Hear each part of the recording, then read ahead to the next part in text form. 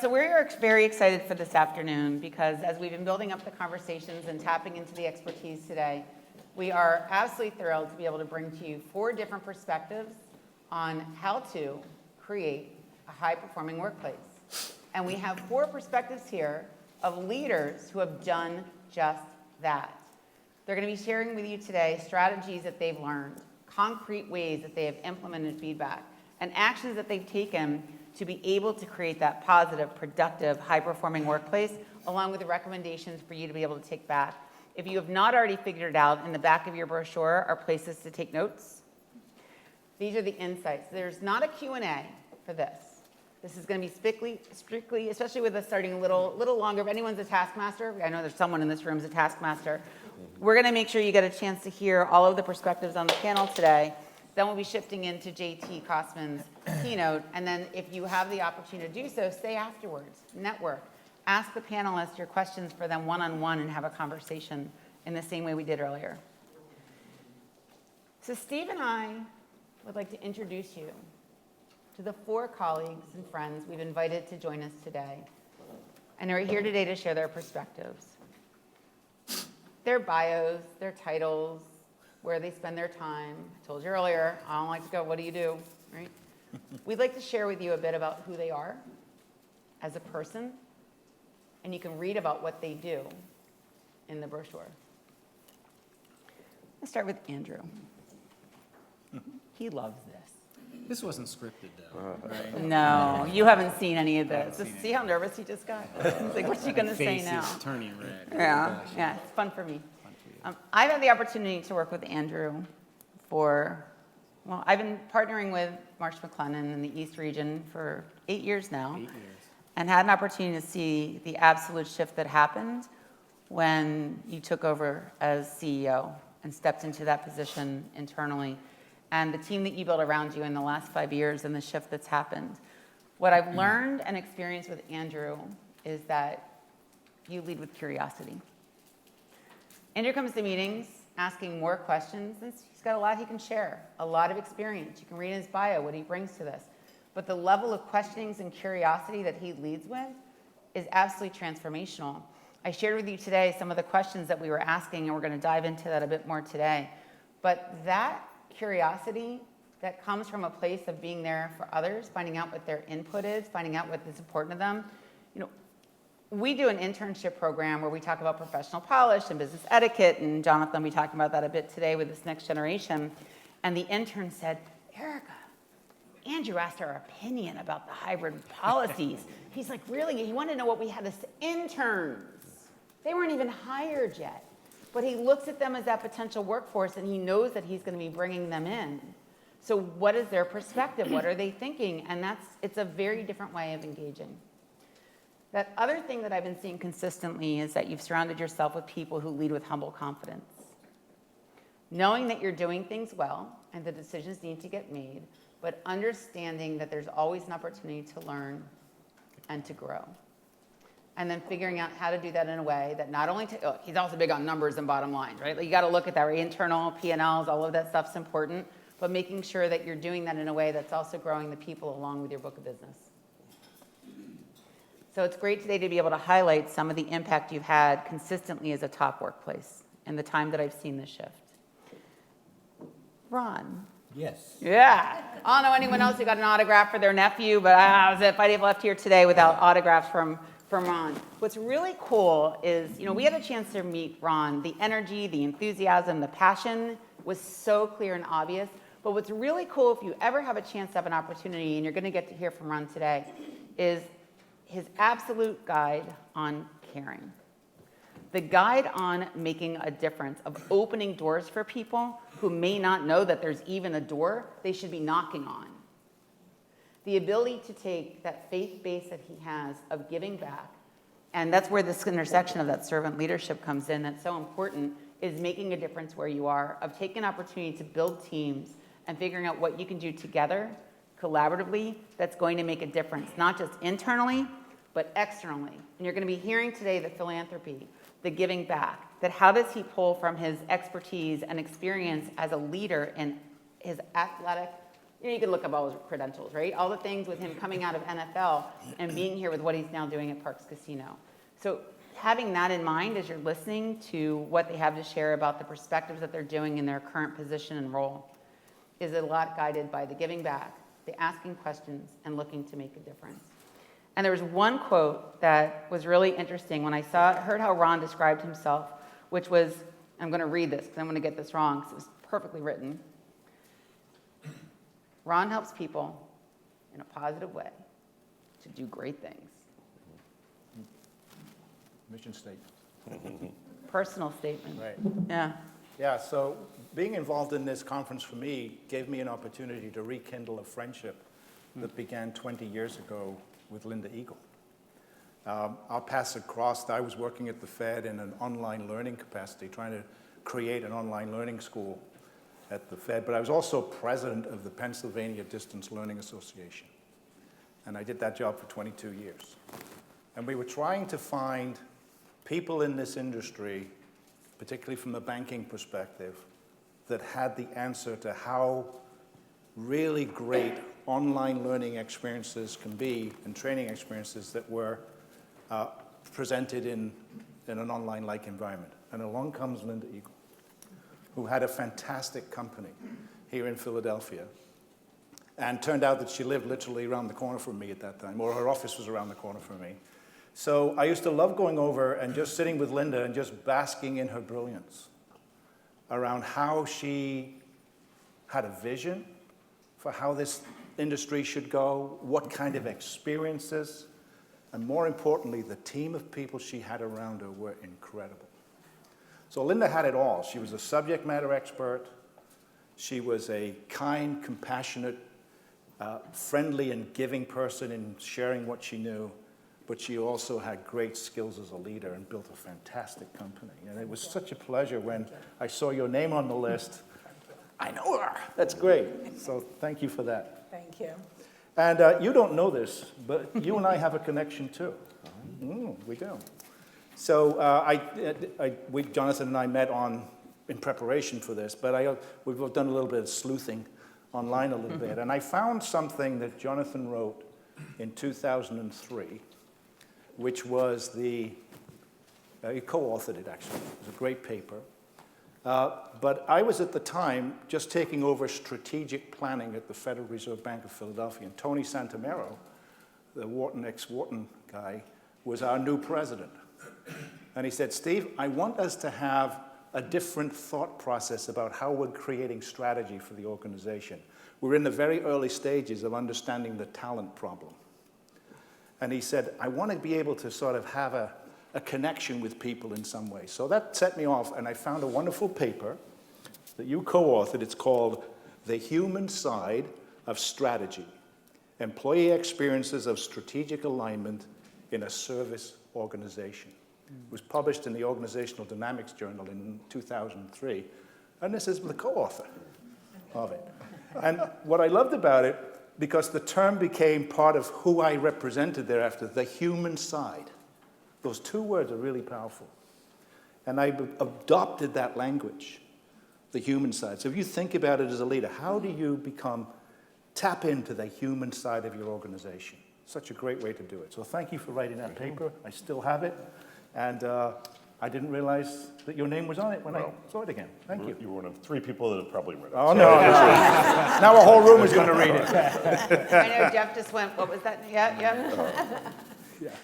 Great. So we're going to start off, we're going to give each of our panelists a chance to speak in this first round of questions. You know, our whole day today has been around how we create a great engagement in our organization. All of you have done that in wonderful ways. Linda, I'm going to start with you, and then Jonathan, and then we're going to Andrew and over there. And then we're going to talk about, I think, how do you define engagement? Yeah, so, engagement, we often think about what is someone doing. Are they committed to the work that they're doing? And when you look at your organizations and you say, are my employees engaged, right? If I said, how many of you have asked that question in your organization? Raise your hands. Yeah, everyone, of course. And the thing that we often forget to ask the leaders of the organization is, how do you show up? How do you show up to work? Are you engaged as the leader of the organization? Or are you just looking at your people and saying, are you engaged? And meaning by that engagement, are you committed to staying here because I need you? Are you committed to working hard because we have a lot of projects that need to get done? And so it's often that one-way street where you're saying, I need you have to be engaged. And I'm not even asking myself, what am I doing? How am I showing up? The way you will get people to be committed and to really care about outcomes is, first of all, by being a model. If you are a model, you will also be an inspiration. You will also be an influencer. And then the next step of that is this. A lot of effort today goes into saying, I know I've got to engage my people, so I've got to ask them, what do you want? What kind of time off do you want? What kind of dress code do you want? What do you want? What do you want? What do you want? And that's really important. But equally, if not more important, than showing them what they're going to get, to really get people engaged, is show them what they can give. Because how people get engaged is by feeling like a contributor. They feel like, I'm important here. And isn't that the struggle that we all really have in life? To know, where is my place? Where am I helping? Where am I valuable? And so if we can, as leaders, say, here's what I need from you. Can you give me this? And then show them how they are giving us that. Really say, not just, hey, good job, and smack me on the back, but say, here's the change that you made. Here's the difference that you helped me create. Here's what I could not have done without you. Now we're engaging them. Now they're not looking for another job.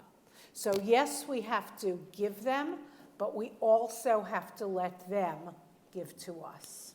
Great answer, thank you.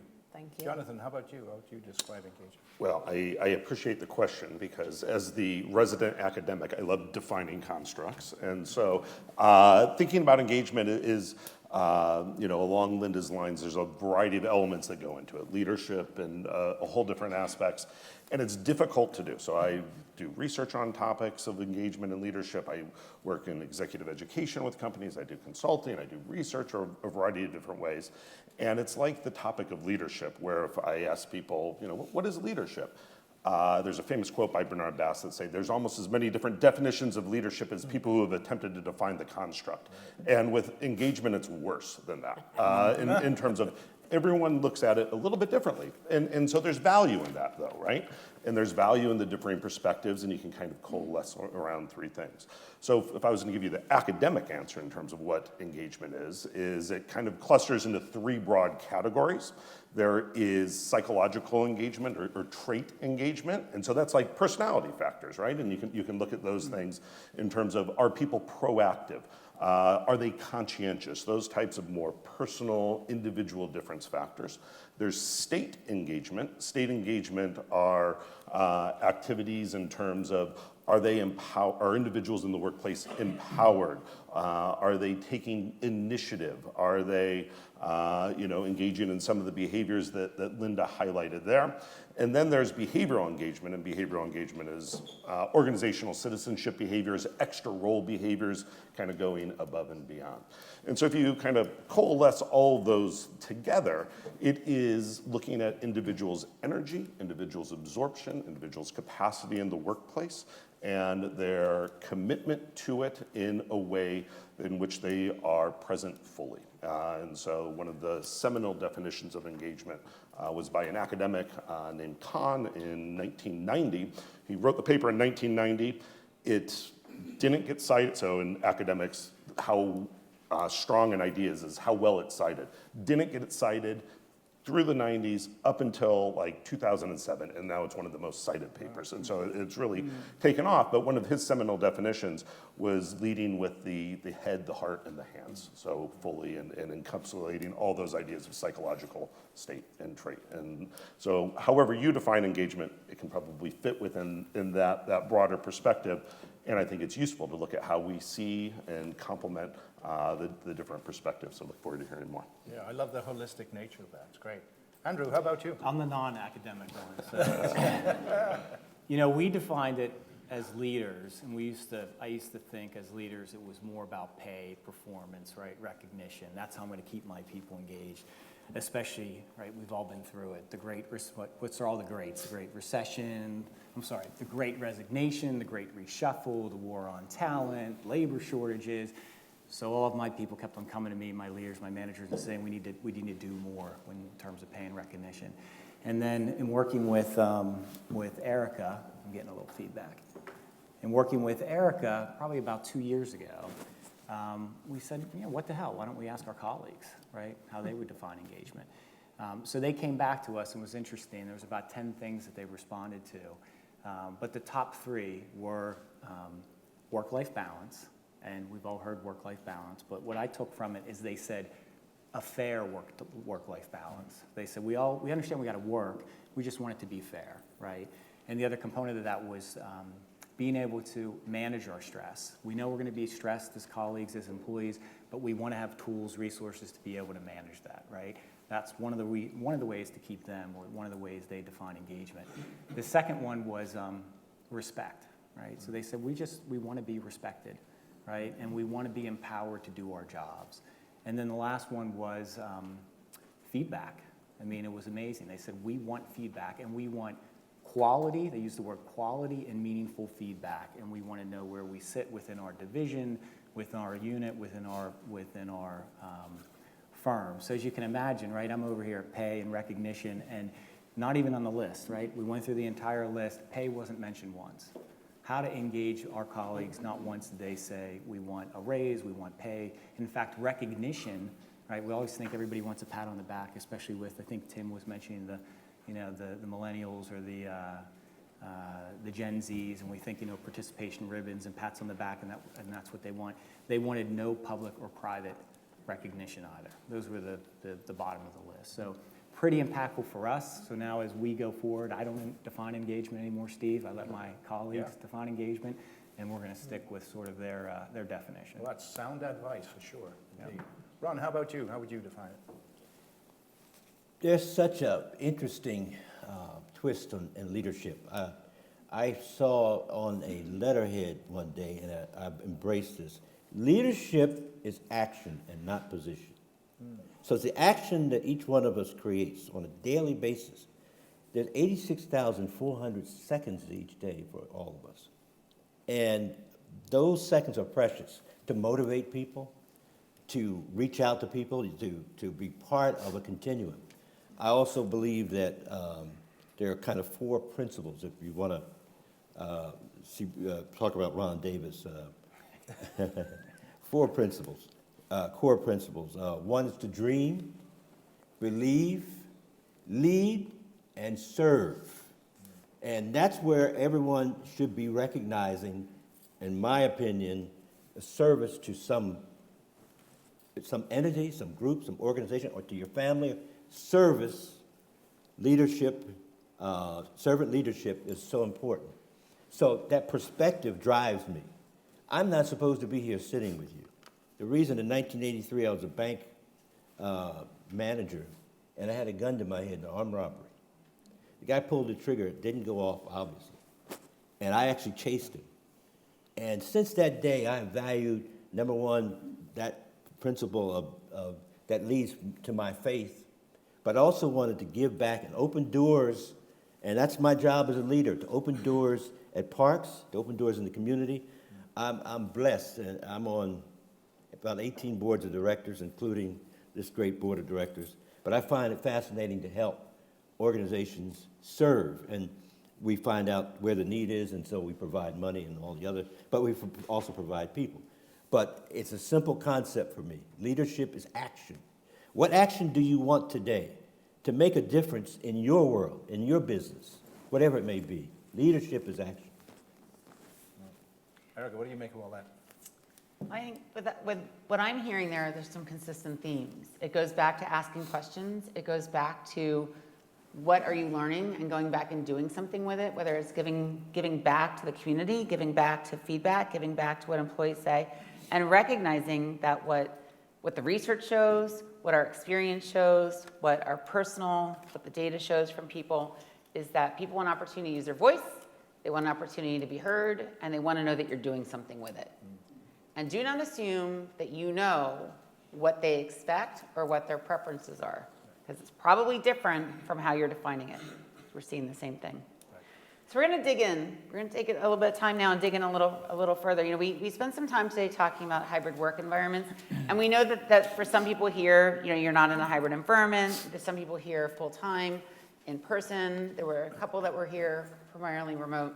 When we think about a high-productive, high-performing workplace, and what is it you're doing to sustain it, to make sure that if you are working in a place that's working, that continues to happen and it grows, and really thinking about how are you doing that within the challenges of today's complicated work environment. It's very complex. So I'll start with Andrew on that. Why do I have to follow Ron? How did that happen? Right? So what we did was, and Erica knows this, we worked with Erica and her team probably about 18 months ago. Can't believe it's been 18 months. Well, we're still doing it. We're still doing it.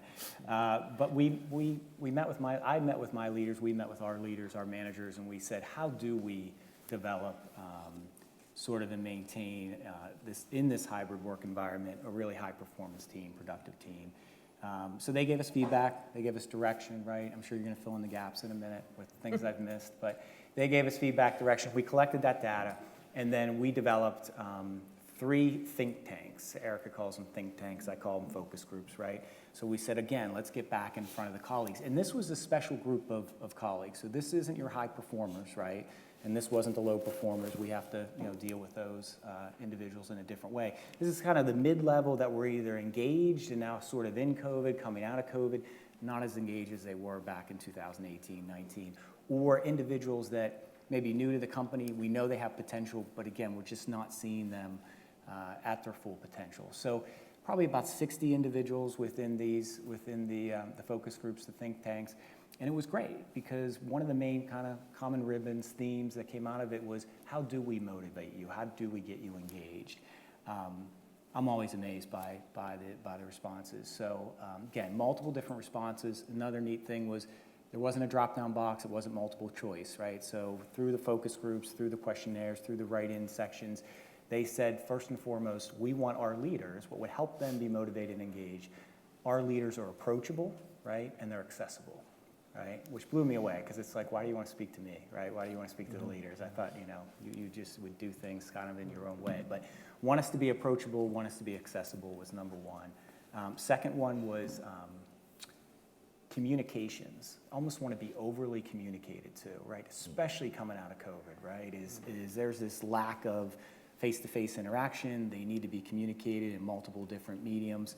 So it was communication, and what surprised me again was transparent. Don't sugarcoat it, Andrew. We don't want to hear, we don't want you to say things just because you think we want to hear them. We want the honest truth. How's the business doing? How are our colleagues doing? What's the marketplace look like? What's the environment look like? What's return to work or return to office look like? So, give it to us without the sugarcoating. And then the last one was, Ron, to your point, sort of feedback, honest, meaningful feedback. They want to know, how are we doing? They don't want the recognition. What they want to know is, how are we doing? Give us honest feedback, frequent feedback, and how do we fit within the organization? So don't just say, well, you're doing good, right? Or you're doing well, or this worked out. That's great. Give me more and tell me how I fit within the organization, that feedback, that division, my unit. How am I progressing towards my personal and professional goals? So it's great exercise with a lot of good insight that, now we're taking action on. Well, let's talk about that with the taking action. And one of the things to wrap around that was those live in the moment conversations where your leadership team were the ones who asked those questions we shared earlier about what do we need to be doing with this? And we actually did look across 6 different data sources with the Marsh McLennan larger engagement study, your top workplace study, the think tanks, the focus groups, the hybrid of teams, studies, and then lots of cross-analyzed all the data across the 6 and then put the action plan in. Because like, why am I doing another survey? Didn't we just do this 6 times? You did, so let's put it all together and give you a chart. So now when the next one comes in, you have a pretty high response rate on those, don't you? On the most recent survey, Yeah. so we had an all-colleague response survey, we had 92% response rate. I know, right? So when we Well, talk about but that, they're engaged. Maybe That's just the to add to data. that, because I just, again, it's going to be difficult for the rest of the 30 minutes or 40 minutes to follow Ron, but when he says take action, that's the reason for that, Erica. So when you look at that response rate at 92%, right, it wasn't always like that, right? So when we started these surveys maybe about 5 years ago, we would be in the 50s, the 60s. What we showed was when we got the survey results, we just didn't put it on a shelf, right? We looked at it. We didn't look at what we were doing well, right? We can improve in everything, by the way, but we looked at the low items that we scored on, and then we had those focus groups. We met with those teams. We figured out what would we need to help them, to support them, to give them the resources to fix those low scores. And I think in that they saw the action. So then the next time the survey came, it was 65%. The next time the survey came out, it was 80%. This last round, it's just a note from me with a picture of my big bald head saying, we give us the feedback. Feedback is a gift, give it to us. This is the things we did last year when we got your feedback. These are the items that we changed or we modified, the resources that we deployed. We're going to want to do the same thing. So tell us where we're missing the mark. And that's why I believe the highest in the company at 92%. So with communication and transparency, there's been a few initiatives that you put into place in the East region around communication with some of your written communication, some of the other ways that you've done. What are a couple examples of things that you've done to bridge those polls where we identified that people want more communication, they don't know what anyone else is doing across different departments? What are some things you put into place there? A lot of it's not new. I mean, I'm sure we all do it. So I do quarterly town halls with the teams.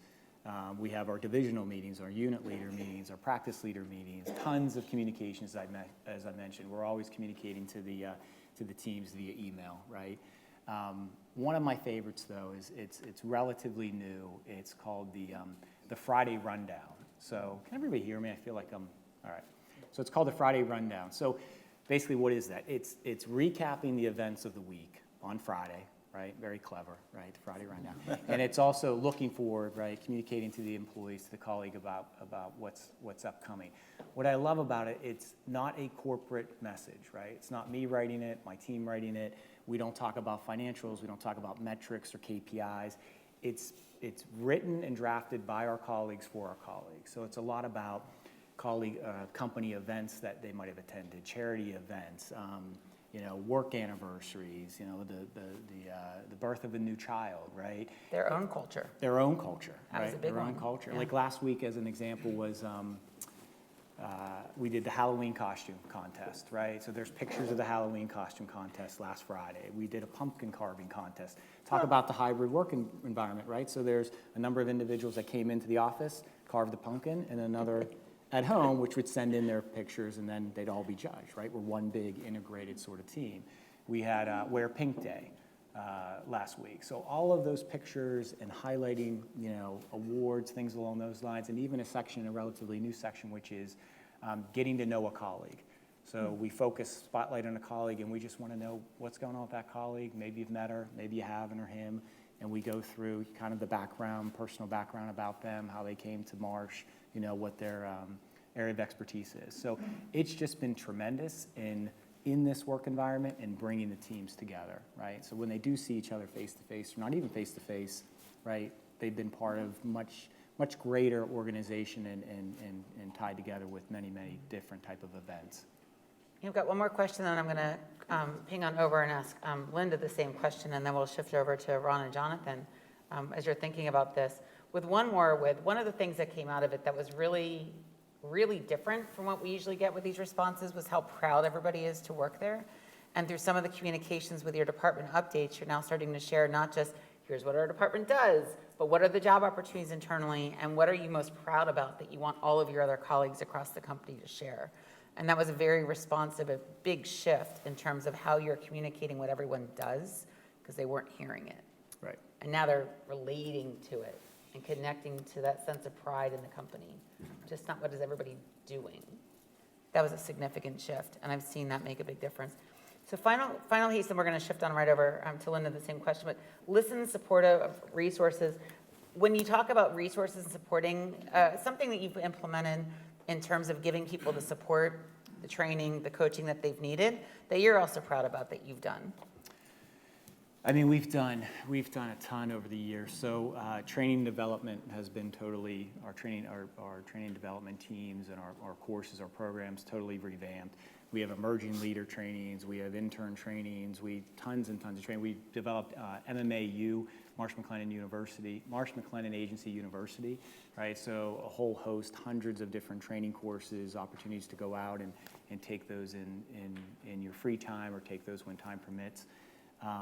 Probably the most proud of is what we've done, how we've transformed benefits, right? And sort of meeting the needs of this hybrid work environment, especially coming out of COVID, right? We have mental health, we've expanded our EAP, so we have mental health coaching available.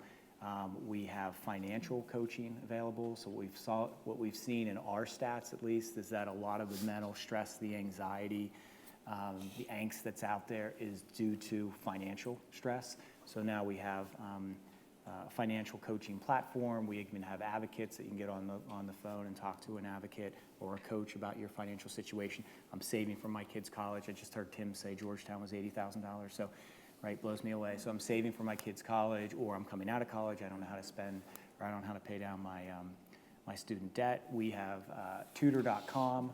Right, so this was for our colleagues' kids because the colleagues were at home, right, during the pandemic, and they were working and trying to tutor their children. So we have tutor.com, tuition reimbursement, paid parental leave. I mean, just a host of expansion of the benefits of resources in terms of supporting our colleagues in whatever sort of environment or time of need they have.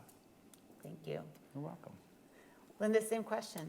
I know Yeah. you put a lot of thought into this. Yeah, and the end of what you were saying on the mental health and financial support is really, as I think about the pandemic and think about the individuals, every employee as an individual, and one of the things that really changed a lot is the line got very blurry between our professional lives and our personal lives. And so while it used to be I went to work and then I went home, now suddenly everyone is in my living room. I didn't really invite them, but they are there. And I'm seeing the cat running across the back, and I'm seeing the kid, and I'm hearing the grandma, and all of a sudden, this work-life privacy turns into, I'm in your living room or your kitchen. And that's the first thing everyone is doing. The comments that I was getting after, and I did for Pennsylvania bankers, I did a series of Monday morning presentations just for people to have a place to come on. And it was about motivation and about relationship suffering in the pandemic and how to motivate people and a bunch of topics. And you know what the comments that I got were? Hi, Linda, thanks. This morning was great. Why don't you have any art on your wall over the couch? That was my number one comment. And so I thought to myself, this is a real change in who we are and in how we show up to work. And so one day what I did was I said, okay, here's what we're going to do. Everyone, when I say 3, you're going to turn your camera around to face instead of your face. I wanted to see what you're hiding. And I said, is everybody going to agree with me to do that? And I'm going to do it too. And they were like, yeah, but you got ready for it. Oh, that's true. That is true. And so we did that, and there were piles of laundry up to the sky. One, there was a little kid sitting there with candy, being real quiet. But what we saw, and what I used this as an opportunity to do, was to say, here's the thing. For better and for worse, those lines are blurred now, and work-life balance is now work-life imbalance. But it's an opportunity for us all to show up authentically. And isn't that, again, something that's been so important for us? What we've got to do and prepare our people for, though, is to be accepting of each other. We've got to be brave and courageous as we show ourselves, because we don't really have that much of a choice. But let's acknowledge that in each other. And along with that is going to come, without question, worry and stress. And worry is mental. Worry is, this is what I'm afraid of. This is what I'm worried about. This is what might happen. They might think that. They may see that. I might be found out. I might be uncomfortable. The kid might run across the back. I'm worried. Now I couple that with stress, which is my heart is beating, right? My palms are sweating. Now I'm speaking and everybody's seeing me and it's this Hollywood Squares thing, and I'm very uncomfortable. And my kitchen is showing. I'm very uncomfortable. And when that worry intersects with that stress, what I have is anxiety. And when anxiety sets in, when that happens, my people cannot feel any joy because anxiety takes us over. So we can't feel joy, and we can't be effective, and we can't have balance, and we can't be productive, and all the other engagement and high-performing things we want. When the anxiety sets in, that is when we have to unravel.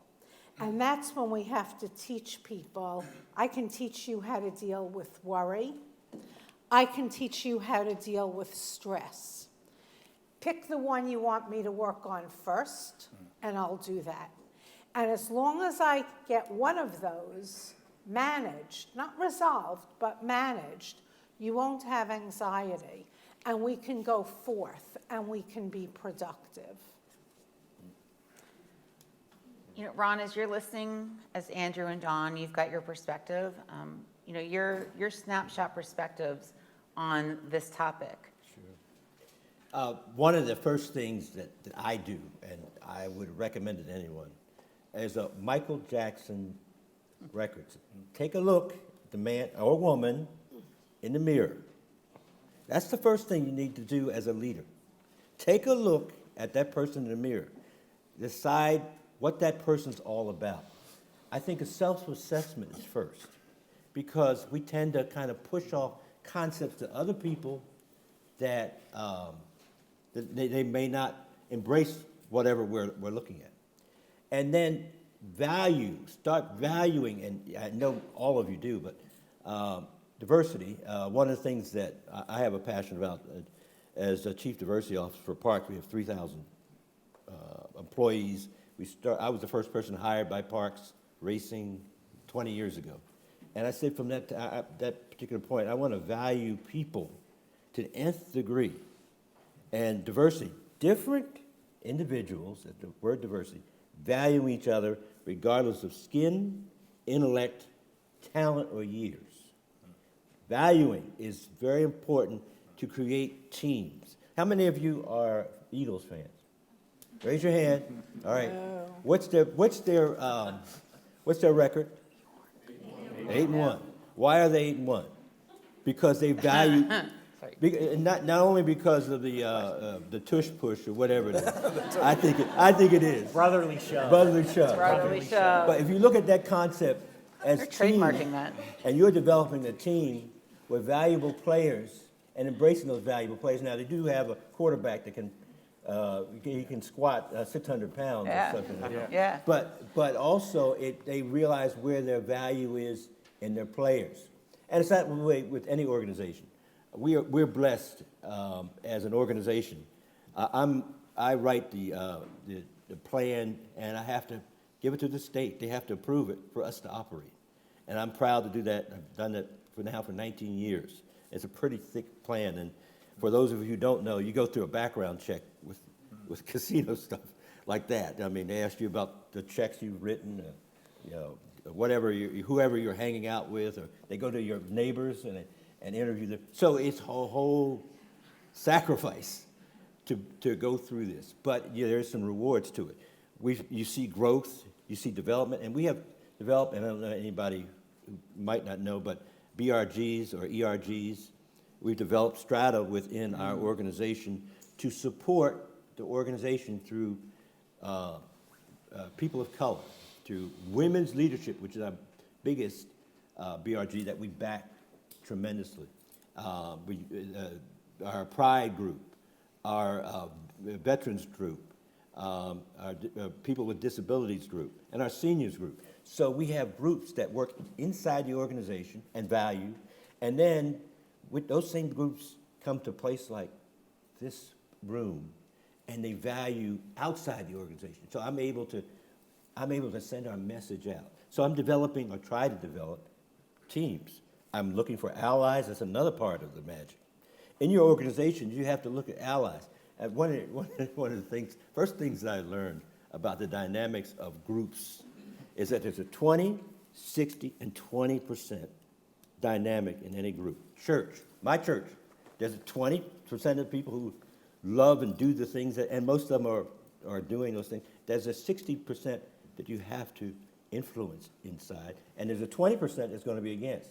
So you're trying to get as many allies in that group on that 80% or more, and that's how Parks has been effective. We just value everyone. We value our relationship with organizations. We give Parks, and I'm blessed to be the giver of most of our funds, but where we've given like $400 million since I've been there to groups, way above other peer casinos. Because we care, and that shows some caring, but we also give people who come out and do the things that are necessary. But again, value, care, and be part of that, be part of that continuum of building effective teams. Team concept within your organization. And the reason I tell people it's true, I was on some bad teams in the NFL. So I know what a good team looks like. We were getting killed one time.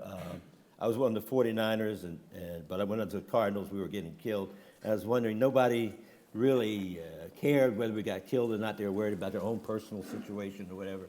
And so, but when you're on a great team, you realize it. But that's a perspective. And Steve, I say we keep going with this thread and shift over to get Jonathan's perspective on this. We've been hitting about hybrid and diversity and inclusion, and Jonathan, you've got perspective on all of this from a university perspective.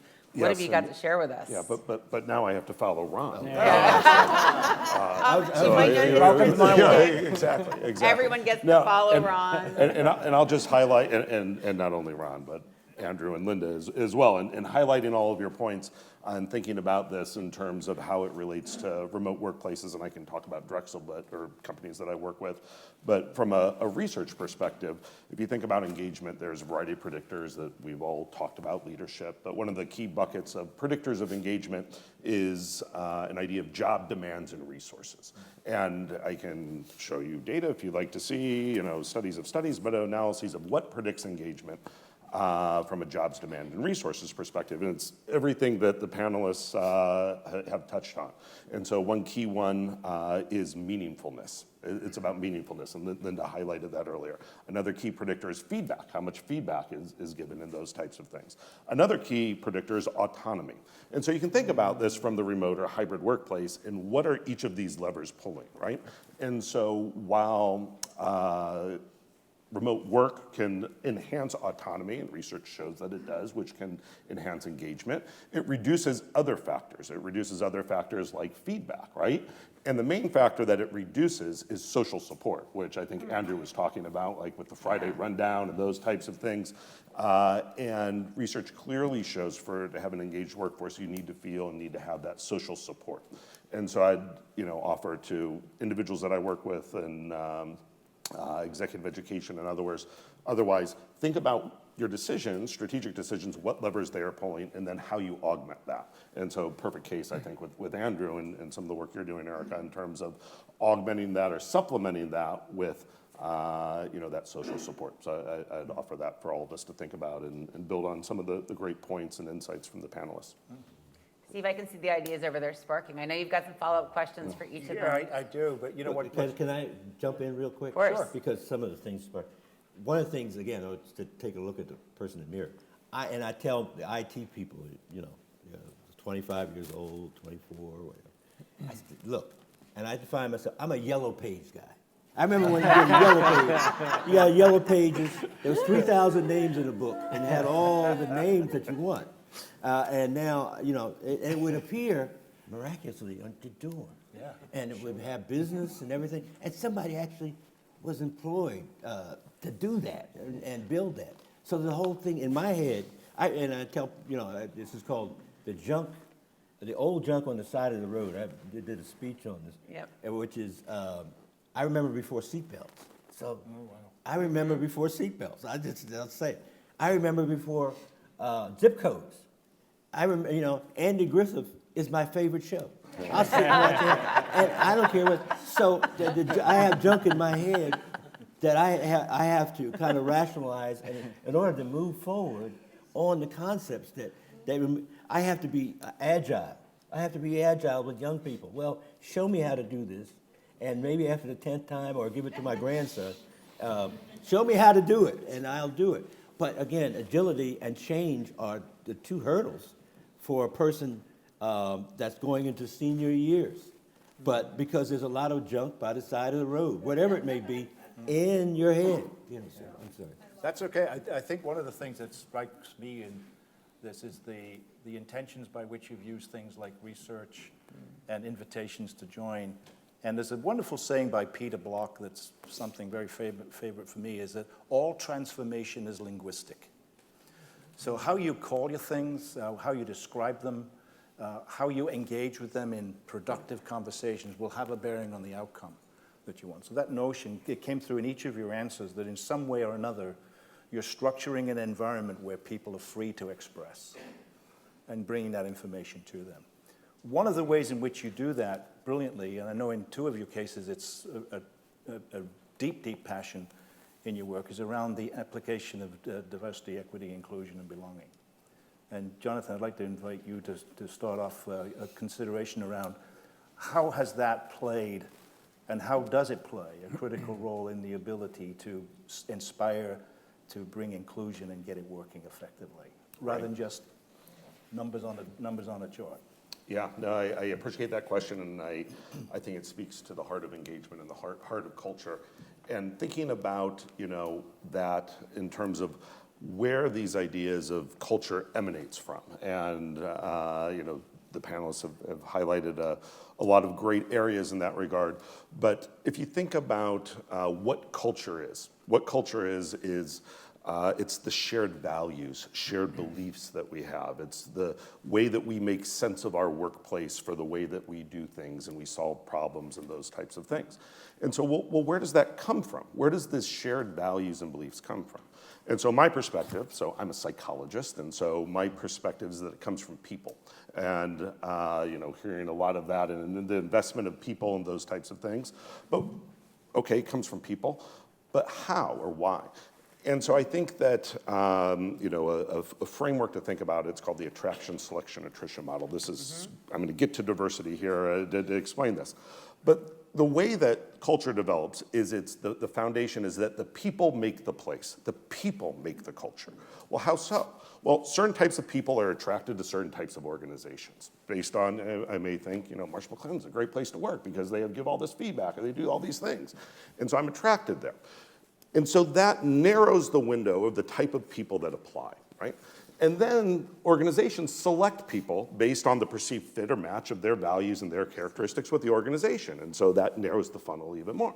People that don't fit either are voluntarily leave or involuntarily leave. And so what you're left with is a very homogeneous group, homogeneous in terms of values and beliefs. And that can be a driver of culture in a very good way, but can also be a hindrance or a detriment to it unless you specifically and explicitly work in diversity of thought, diversity of perspectives from a DEI related way or approach. And so I think that that's something that is really, really important.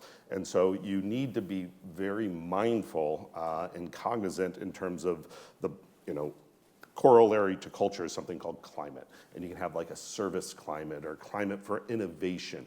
And what that is it's the policies, practices, and procedures that are rewarded, supported, and expected. Academic jargon, I know. But it's through the stories. And Ron, I need to ask you, if the bank that you worked for was in suburban Maryland, no. Okay. Well, the reason why I ask is because I did some focus groups in banks talking about the culture. What does it feel like to work here? What does it feel like? And they tell me, and every branch I went to said, "Oh, did you hear the story about the robber?" And I said, "No, I did because I heard it in the prior 18 branches." But I said, "No, tell me the story about the robber." And they said that the CEO was in the branch was robbed, and the CEO went and chased after the robber. And that's a culture embedding mechanism, right? That story was passed down through everyone, whether it was true or not, or whether it was Ron or not, everyone believed it. And it drove that behavior. And so from a DEI perspective, or whatever you're trying to foster in terms of that climate, you need to have clear messaging and clear alignment.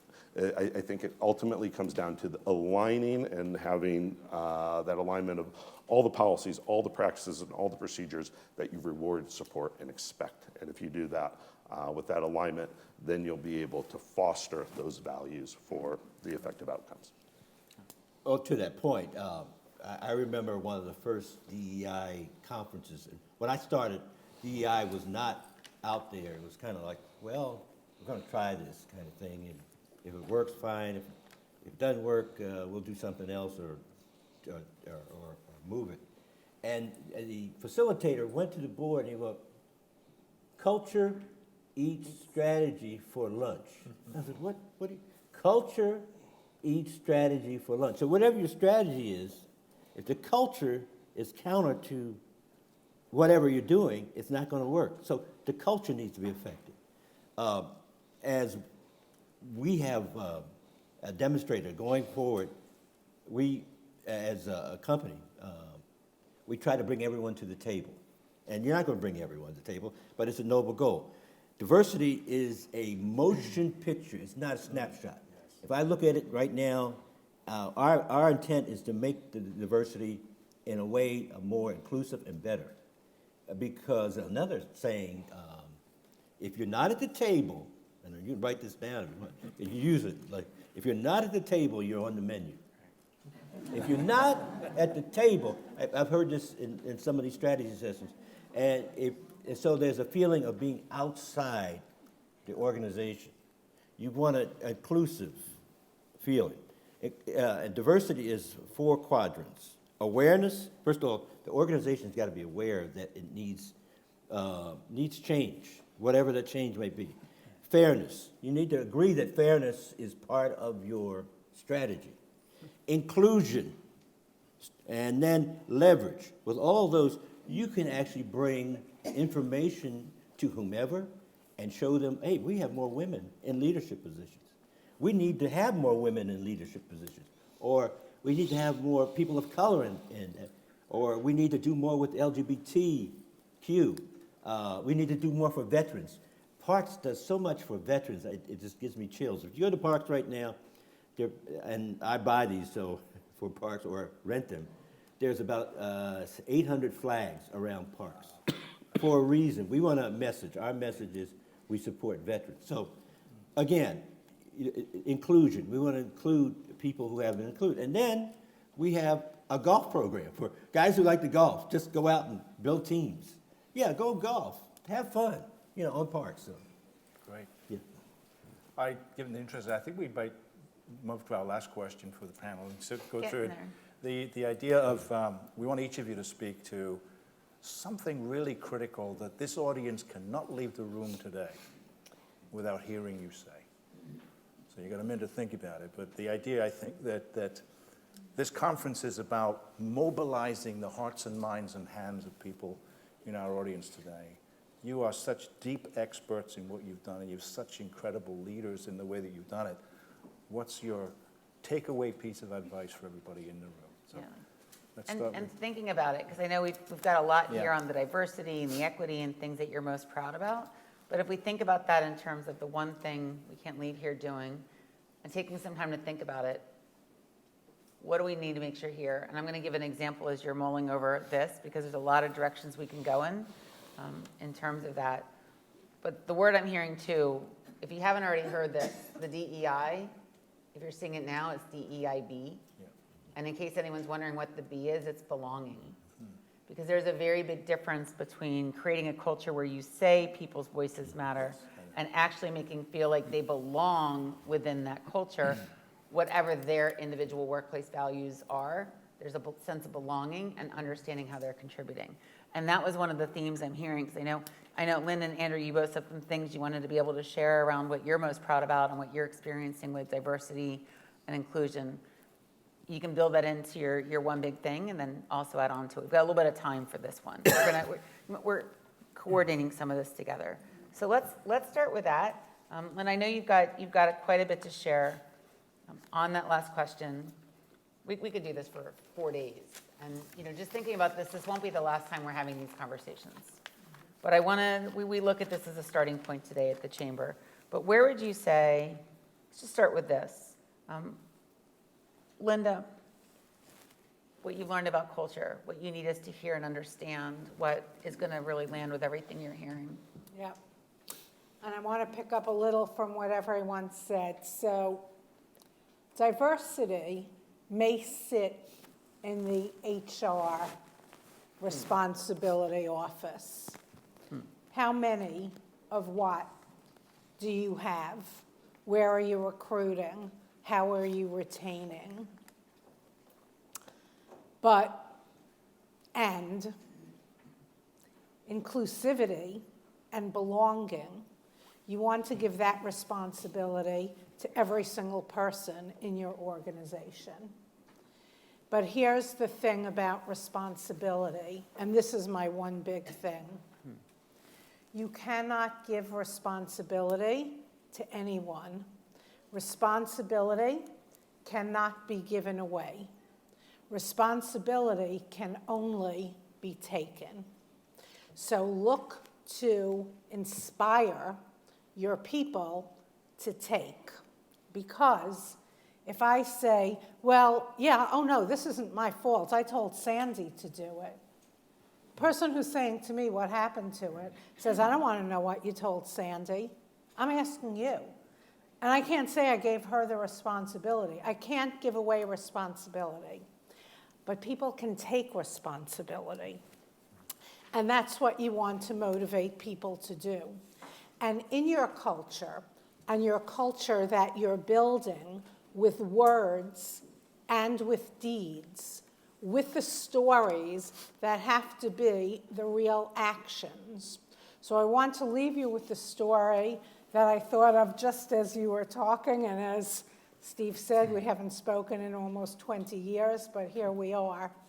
It is about the words that you use. It is about the messages that you send. It's how we know, how we interpret what we're feeling. And here's the story.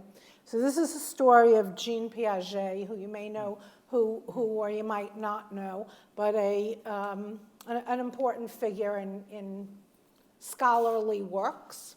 But this is a story about when Jean Piaget was a little boy. So he was with his nanny in a park, and he was almost kidnapped. Someone came, and the story that you told about, the president who pushed away the robber and chased him down. So the nanny, who was not a large woman, she actually fought off the baby snatcher who was about to kidnap him, and she brought him home, and he was okay. And this is the story that the family tells all the time, right? Like all of our families and all of our workplaces, we all have our stories. And he remembers, Jean Piaget actually, he remembers. And he remembers exactly what the kidnapper looked like, and he remembers his nanny, of course. And now Jean Piaget is 18 years old, and the family gets a package in the mail from the nanny. And the package contains a watch. And the watch is the gift that the family bought for the nanny to thank her for saving their baby. And the letter that comes with the watch says, "I'm returning this. I have joined a honesty group now, and there never was a kidnapper. There never was danger to your child, but I really wanted to be sure that I was appreciated and that I didn't lose my job, and so I made up this story." But you see, little baby Jean heard the story so much, he thinks he remembers it. He thinks he remembers the kidnapper's face, because the story has become so much a part of the culture of this family. But see, there never was a kidnapper. So let's remember the words we use, the actions we take, and how we show up. That's what makes the difference for everyone. Thank you. Thank And, you. Going to that story, Charity Hughes on our team talks about something about, language, right? Culture is created by language. And the way that we communicate, what are the stories that we're sharing about people when they're not in the room? And remembering that the stories we share are as much a reflection upon us as it is about them. So when you start thinking about what stories and what you want to be known for and how people are talking about others in those rooms, as leaders, what are your expectations around how people are speaking about one another, about themselves, about situations, and spread those stories, because it does inform culture and people pay attention to it. So for those of you who are looking at the agenda, we know we're shortening the break intentionally because I saw your worship. We are shortening the break because we started the panel a little longer, but we are here because we want to make sure we hear all the voices, and then we'll be shifting into JT. So in case you're wondering if there is anyone who is counting on that break for something specific, do what you need to do. We're all grown-ups. So we're going to shift into this to hear that next piece too, about the one thing, whether it's about the diversity or things that you're most proud about or something that you haven't had a chance to highlight or to share, and take the time to do that before we transition on. So Ron, I'm going to shift to you. Then we'll go to Andrew, and then we'll come back to Jonathan again. First of all, I want to thank our leaders here. I want to thank Teresa and the organization. Let's give them a hand for this wonderful opportunity. Second, I think the greatest concept that I could bestow, that you can take away from this, is 4 letters: love. Find the love for whatever you do, whether it's your family, whether it's your business, whatever it is. I was going to sing it, but I'm not going to sing it. You did that already. I did that already. But I give you an example why it's important. I'm on the national board of the Red Cross. Gail McGovern is the president. She's leaving now. But we had a meeting in Atlanta, and a speaker, Bernice King, who's the daughter of Martin Luther King, and she came on and told the most compelling story about her journey with her brother who is Martin Luther King III, and the battles they had. They've had battles in court over the King Center. And there's King, I don't know if any of you have seen the King Center, but his sepulcher is there with the water around it, and it's a huge monument. Of course, it's a historical place. And she battled every day because he wanted more than, he wanted to control everything. And she wanted to control everything. And she said, I was so embattled in court that it came over me. And she said, one day in court, my lawyer was on this side, his lawyer was on that side. And she said, guess what? I love my brother. I'm going to take this down and get rid of it. And what she did is she quashed the whole thing, and she started a organization, Nonviolence 365. And out of that challenge, she developed an organization out of the love that she had for it. She gave it to her brother. Out of, at that point she was at her wit's end, but she said, you know what, I love my brother. So that love can really change and elevate all of us. That's a great story. Look it up. It's called Nonviolence 365. The Red Cross is going to use it, and it teaches how people should interact with each other. In today's world, we know the news and things that are happening in the world, but love is the greatest for me. Love and faith is the greatest two things for me. So. I don't think Linda ever followed Ron. Well, I went off my own script. She was supposed to. Yeah, well, what can I say? I knew you'd take one for the team. Yeah, I'll take one for the team. All right. I'll sum it up. I will actually echo what Ron said probably a couple minutes ago. Is for me, I would say to all of you, really strive to be a servant leader. I mean, strive, right? It's a daily, not challenge, but it's a daily sort of journey, I'll say. Strive to be a servant leader, right? Be empathetic, listen to your colleagues, get their perspective, get their insights, act upon their insights and their perspectives, try to support them. Within our organization, we call it the 3 C's. So we focus on our colleagues, we focus on our clients, and we focus on our communities, right? As a CEO, as a leader, I tend to keep things very simply. I just say, just focus on our people, right? Focus on the people, the culture will come, and the long-term health benefits of the company will follow as well. Just people-focused, servant leader-focused, and everything else works out. Yeah. We have another moment to highlight maybe something, because I know something we were really proud about was some of that diversity, equity, and inclusion that you've built in. Yeah, I mean, we developed, a DE&I team years ago.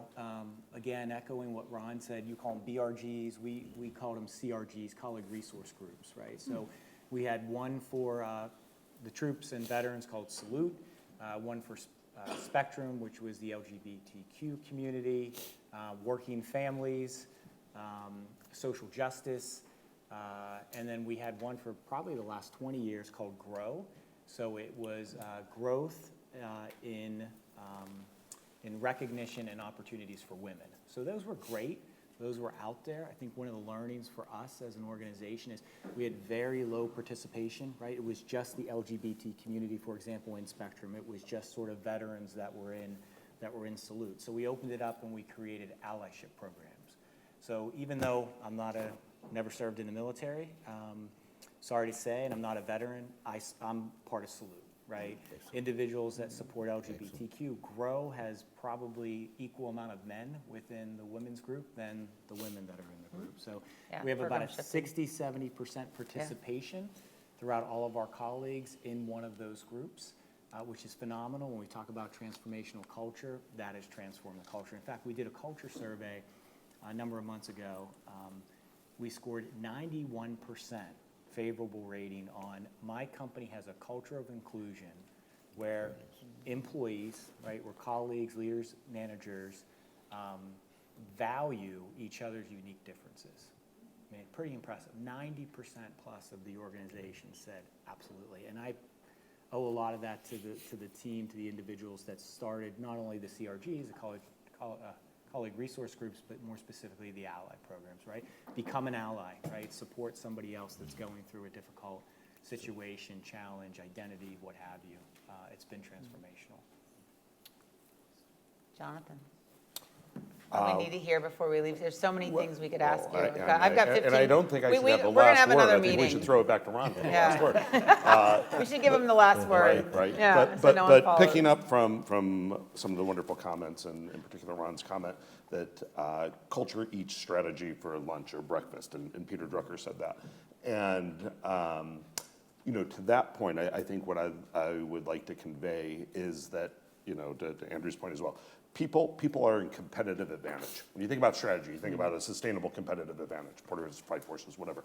But it's people that are a competitive advantage, and those can be facilitated and leveraged. And so there's just one study that looked at 102 Fortune 500 companies. It was with published in the Journal of Organizational Behavior, and it showed that engagement predicted return on assets, Tobin's Q, and the Harris Reputation Quotient Index. So all these great things in terms of financial output, reputation, all of these things objective 1 year later, 2 years later.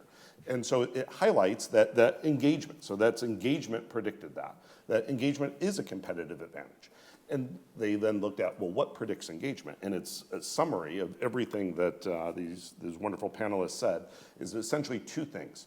It's, did employees know the direction of the company, understood what is the goals, what are we trying to achieve, and did they think that the company cared for them?